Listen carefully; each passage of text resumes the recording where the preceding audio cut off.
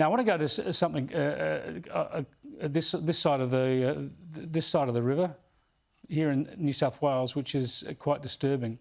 There's an incredible story out of New South Wales courts this week. A 14-year-old boy who used a Sikh knife, a Sikh ceremonial knife, to stab another teenager in a schoolyard fight has avoided jail after a judge ruled the crime wasn't premeditated because the boy was carrying the knife for religious reasons.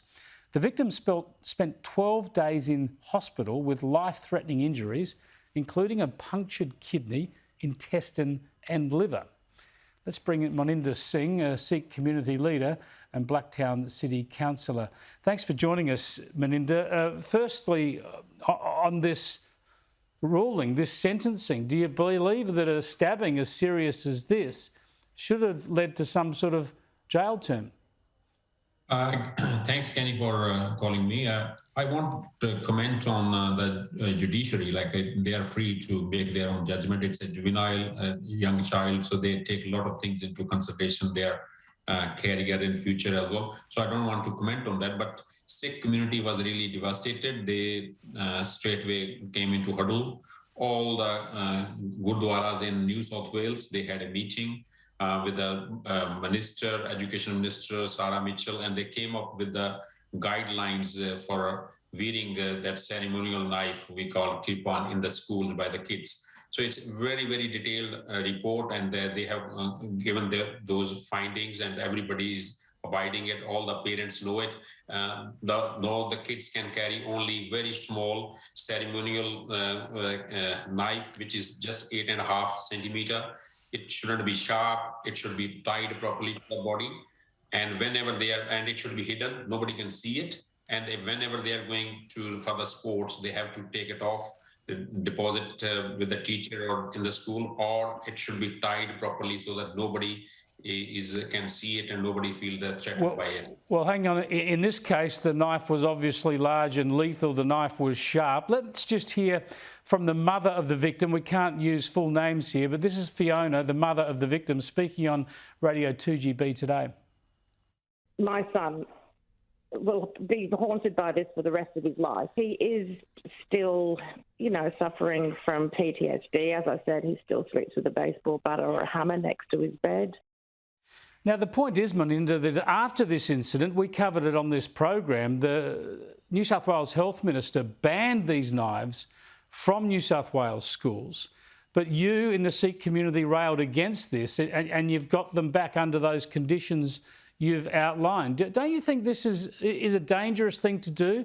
Shouldn't you be finding ways for your cultural rules, if you like, to allow kids to go to school without these knives?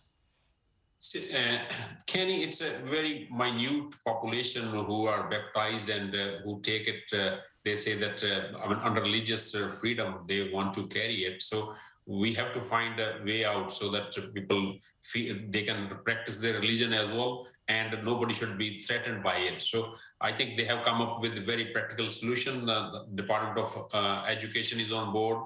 Multicultural New South Wales, all the Sikh centres, everybody in the community is on that, and we are educating the community and the young kids very, very carefully, and they must know that these provisions, somebody can in the school or any community, they can ask whether you know it, if they are wearing it, and they have to, it should be hidden, it should be very small and just very, very... Well, but under these rules, even with those conditions, this perpetrator who's been found guilty but not sent to jail under these terms, he's 16 now. He could turn up at a school now with one of these blades that you mentioned. And here's what Fiona, the victim's mum, says about these rules about knives in schools. A knife is a knife, and regardless of how they're carried and the modifications made, young people should not be carrying knives. Their brains are not fully developed. They've got no impulse control, and they shouldn't be allowed at schools. Now, Moninder Singh, thanks for explaining all this to us. The new rules, the knives will be small and blunt, can't be sharp. But are you confident, are you 100% confident that we could never see an incident like this again? Or is there a risk? I think there's a sufficient brainstorming and soul searching going on in the community. and all the Sikh community elders, they met it. I regularly go in Glenwood Gurdwara, and I met the committee yesterday, and these are the findings which they are educating everybody in the schools to practice it clearly, whatever is said. And I sincerely hope, and I have all the sympathies with the victim and the mother. I mean, I can't blame them. If I'm not there at their place, I will be doing the same. But going forward, I think these things won't happen at all, because whatever they can carry now shouldn't be sharp, should be tied properly, and nobody can take it out and nobody can see it. Others can't even see that somebody is wearing this customary knife. Thanks for joining us, Moninder. I appreciate your time. Thank you. Thank you very much.